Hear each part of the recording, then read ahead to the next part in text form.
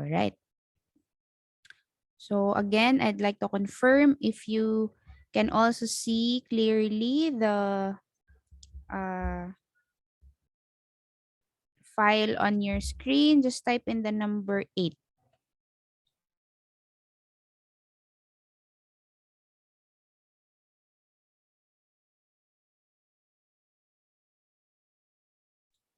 Right? Thank you. Okay. So, okay. Good morning, everyone. Welcome to our synchronous session this morning. Today is February 22, 2022. Today is Tuesday. I think this is our second time to meet with each other because there were several times that our meetings were cut and we were affected by the holidays. So this is our second official meet together. All right. Um, I'll just stop share because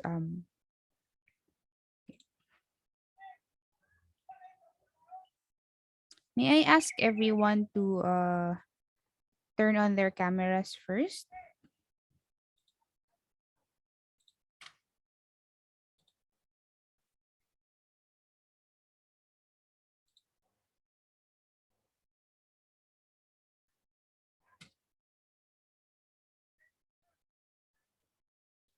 Okay. Sige. Wala mag-turn on ang cam. Sige.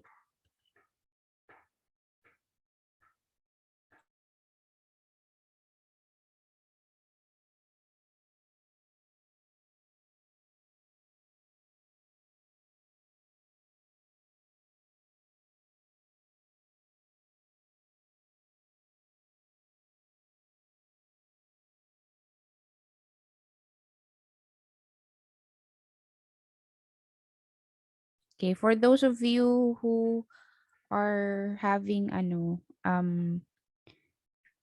unstable internet connection, it's okay. Sige. Um oops. Okay.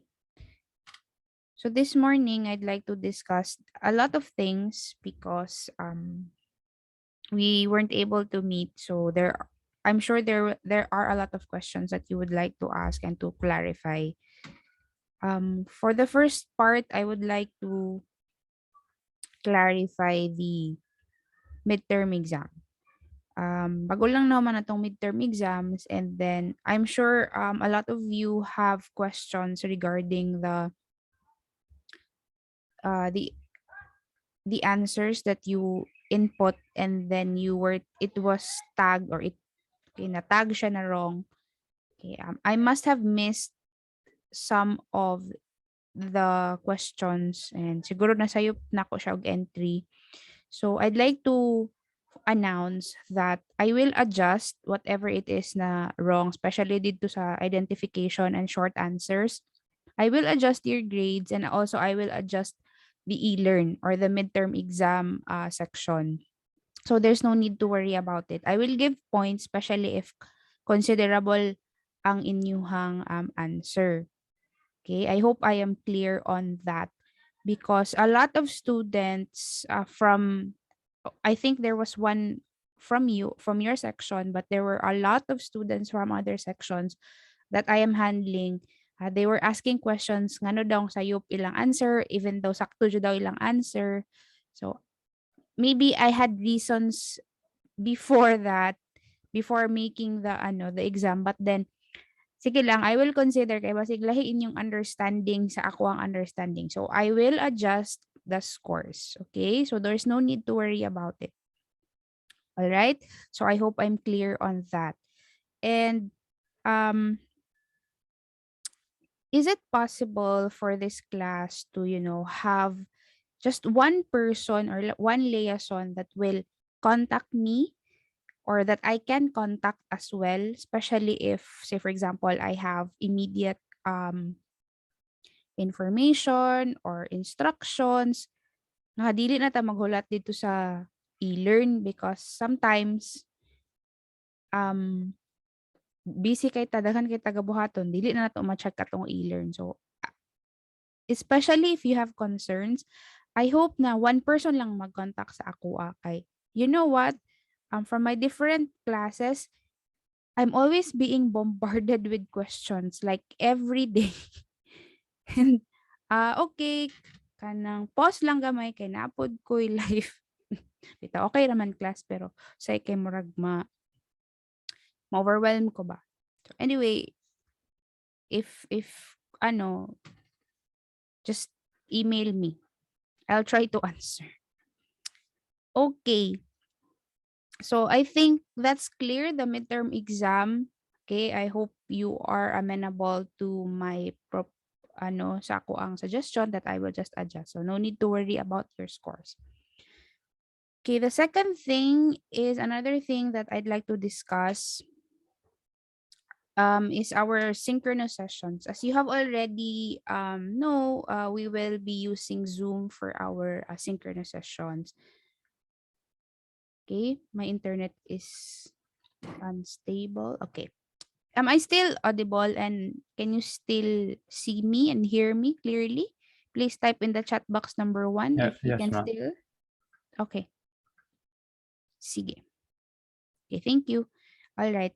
And okay, we are already going towards the finals. So for the remainder of our synchronous session, we will use Zoom meetings. Okay. And okay.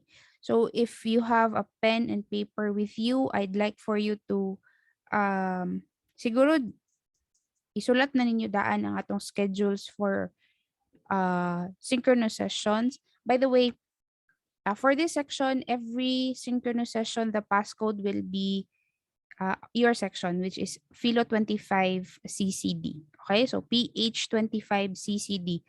Maura na per me ang ato ang passcode. Okay, so dili na siya mag-change. Okay, so if you want, you can you can write down the schedules for our remaining synchronous session next week, February 28 to March 4. For Philo CCD, our synchronous session will be on March 4. That's Friday next week at still at 8:30 in the morning. Okay, so next week, March 4, still at 8:30 in the morning. I scheduled our synchronous session today because we don't meet on Friday because it's a holiday.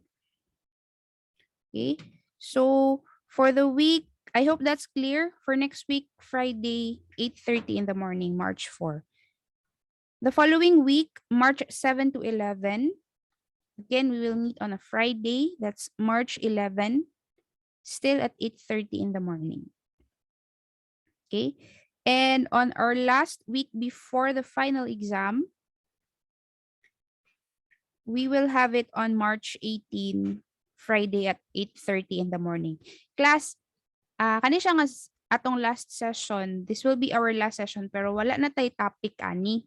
Okay? We will just meet to clarify things and siguro if you have questions for your final requirement, which is your film review or anything that you would like to discuss, anything that you would like to cope up before I will compute your final grades, dili na to siya i-discuss. And also, I'm planning that on this day as well, on the last synchronous session, I'm still deciding whether mag-semifinal exam ta. Plenary lang siya. Okay? Nga oral recitation. Okay.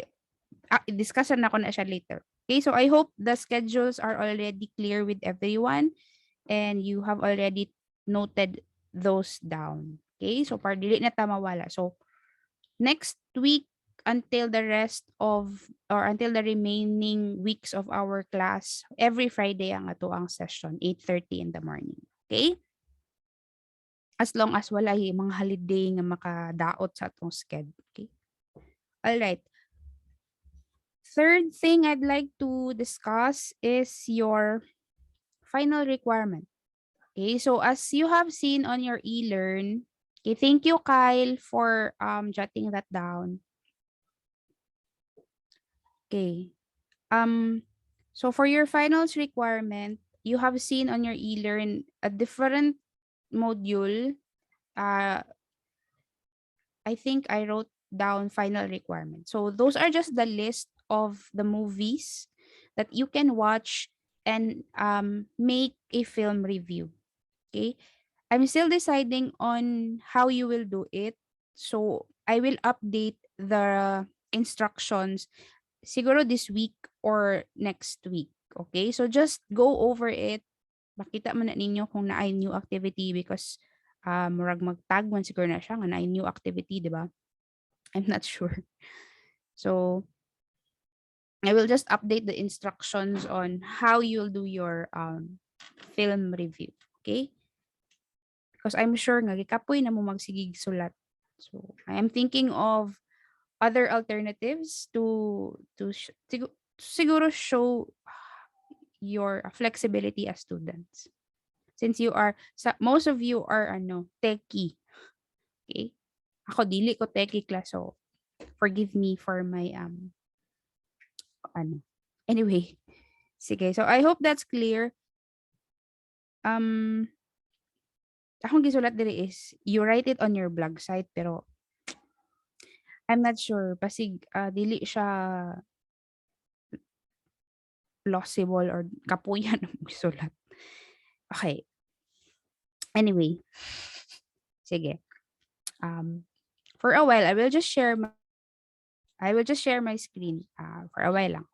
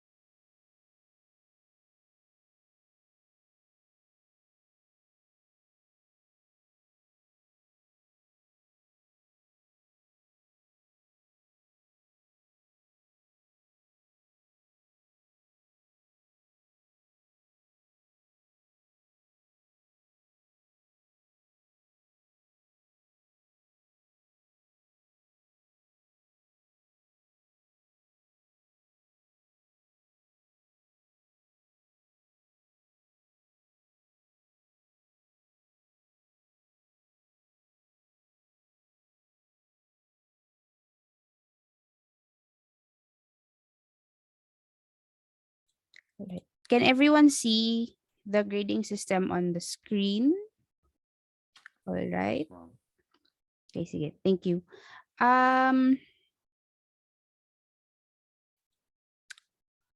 Sige. I actually tweaked the midterm grade this side here. Okay, if you notice this side, let's just focus our attention on this side. Okay, for the midterm grade, this is how I will compute your midterm grade. Since next week, if I'm not mistaken,